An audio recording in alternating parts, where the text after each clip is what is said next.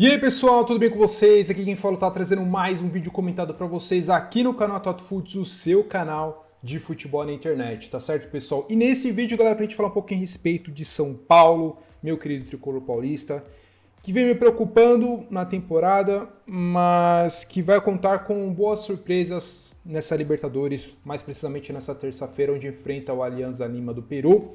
A gente vai falar um pouquinho então sobre o atual momento do São Paulo e as projeções para a partida desta terça-feira, muito importante para a sequência do tricolor na competição, que pode muito sacramentar a classificação para a próxima fase. Então, antes de mais nada, peço muito a ajuda de todos vocês para deixar o like, inscrição no canal e não se esqueçam também de me seguir nas redes sociais aqui abaixo desse vídeo, é super importante e me ajuda demais, beleza? Bom, rapaziada, sem enrolação, então, simbora para o vídeo de hoje, falar um pouquinho, né, sobre o São Paulo, que preocupa, né, pessoal? Preocupa porque já é mais um empate no campeonato brasileiro, né? Esse último sendo contra o Fortaleza nessa última sexta-feira, em 0-0, um placar bem digesto. Eu achei que o São Paulo produziu mais que o Fortaleza, poderia ter sido com a vitória, mas contou um pouco com a displicência de alguns jogadores, principalmente do Ferreirinha. Mas, logicamente, eu não estou aqui para crucificar o jogador que tem sido muito importante nas últimas partidas. O time vai oscilar, mas tem momentos que você precisa ser mais direto ao ponto, tá? Eu acho que essa questão de paradinhas tem deixado muito a desejar. O Caleri tem sido uma prova disso, antes de se machucar também, perdeu pênalti importante na primeira rodada. Então, eu acho assim, os jogadores precisam ser mais objetivos na conclusão de uma jogada. Mas enfim, falando um pouquinho sobre o brasileiro, São Paulo já tem ali 7 jogos, são 6 empates e 1 vitória, pessoal. É impressionante como o São Paulo é o rei dos empates nesse início de temporada, tá? Isso mesmo, pessoal, é o time que mais empatou até o momento. O time que mais empatou na competição. São 6 com apenas 1 vitória e, obviamente, deixa o torcedor bastante preocupado para a sequência. A gente vira e mexe e fala que o brasileiro, apesar de ser uma competição de nível técnico abaixo das principais ligas europeias, a gente entra num ponto de que nesse aspecto perdemos, mas no aspecto de competitividade é um dos mais competitivos a nível mundial, tá? E é um campeonato bem traiçoeiro, que pode, por detalhes, determinar o rebaixamento ou até mesmo o título de um time, tá? Então, o São Paulo precisa urgentemente recuperar essa pontuação perdida, principalmente os pontos em casa. São Paulo tivesse ao menos vencido o Fortaleza, vencido o Sport, inicialmente já estaria numa posição muito melhor. Então foram pontos que não deveriam ser perdidos, mas que infelizmente foram, tá? Então esse é um ponto que precisa ser levantado. Talvez possa ser tarde. Eu acho que não. São Paulo não vai cair esse ano. Eu acho que tem tudo ali para poder melhorar um pouquinho a colocação. Não acredito em título, muito pelo contrário. Libertadores também acho muito difícil, mas ao menos ter uma colocação modesta, isso acredito que sim, tá? Não acho que o trabalho do Zubeldia tenha sido perfeito, mas também não acho que o trabalho dele tenha sido pífio, tenha sido ridículo. Eu acho que é um trabalho ok, tá? E eu acho que precisamos levar em consideração também a questão do elenco muito enxuto, então muito jogador saiu, então mais saiu do que entraram os jogadores. Então isso é um ponto bem complicado, que partimos desse ponto na questão de se vamos ou não lutar por títulos esse ano.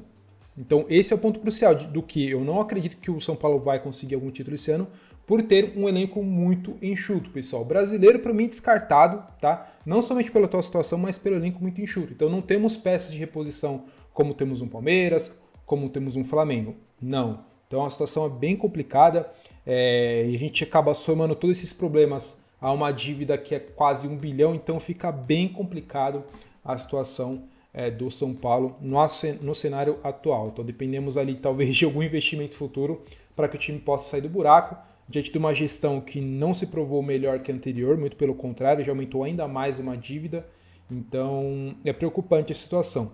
Mas assim, não somente de notícias ruins, também vive o São Paulo, né? Provavelmente nessa terça-feira teremos o retorno de 2 jogadores, 2 nomes importantes, que seriam Arboleda e Pablo Maia. Sendo esse último, para mim, surpreendentemente, o retorno dele. Há de se ressaltar o trabalho que foi feito, né? Porque muitos imaginavam que seria talvez lá para o final do ano. Não, ele está praticamente já recuperado 100% e devem, inclusive, ser relacionados para a próxima partida, tá? Não acredito num início de titular, isso mais pelo Pablo Maia, talvez o Arboleda comece, mas o Pablo Maia deve entrar talvez alguns minutos iniciais, como tem sido com o Lucas, que reestreou pelo São Paulo contra o Fortaleza. Então isso é um ponto bem interessante. Então, já que não temos contratações, que tenhamos os retornos devidos, porque tendo o elenco pelo menos completo, já ajuda bastante na sequência da temporada. E uma vitória contra a Alianza Lima do Peru lá no Peru, para mim já encaminha ali com toda a certeza a classificação do São Paulo para a próxima fase, tá?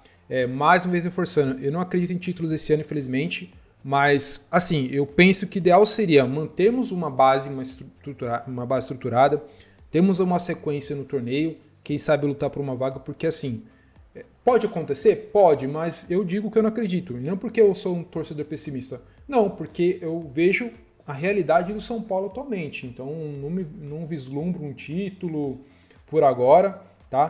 Porque precisamos de jogadores, tá? Então esse é o meu pensamento. Então teremos ali possivelmente o retorno dos dois. O Oscar ainda segue no período de transição física, segundo tem sido relatado no portal GE. Então talvez ele volte daqui 2, 3 rodadas. Ele faz uma falta gigante, né? E o que eu diria com tudo isso também, pessoal, em relação ao Luciano. Ele é um cara que pode ser muito decisivo, pode ser muito protagonista na sua posição de origem, assim como foi quando ele foi escalado contra o Náutico na sua posição como segundo atacante.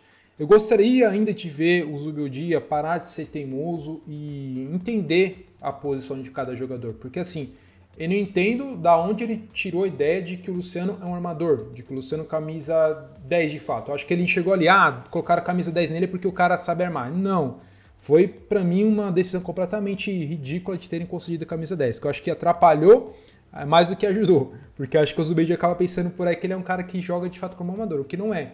Então assim, eu espero sinceramente que o nosso querido treinador ele reveja os seus conceitos de formação, de táticas do time, comece a colocar os jogadores nas suas posições devidas. A mesma coisa o Ferrarese.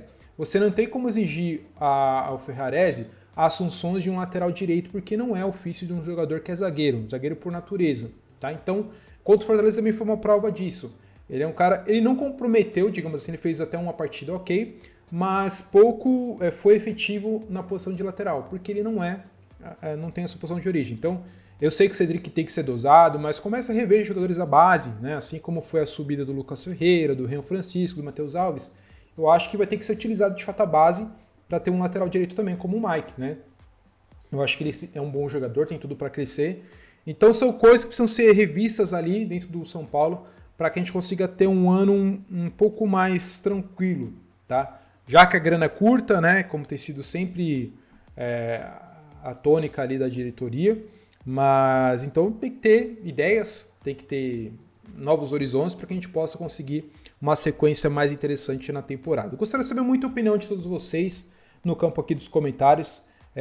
Então deixa a sua opinião, seu ponto de vista, sempre respeitando o colega, a colega aqui, é muito importante e ajuda demais. Estamos aqui rumo aos 600 inscritos no canal. Então conto muito aí com a ajuda de todos vocês para a sequência do trabalho aqui do Tatão no canal Tato Futs, o seu canal de futebol na internet, tá certo, pessoal? Bom, vou ficando por aqui, não se esqueça, likezinho, inscrição no canal, me siga aqui abaixo nas redes sociais, é super importante, me ajuda demais.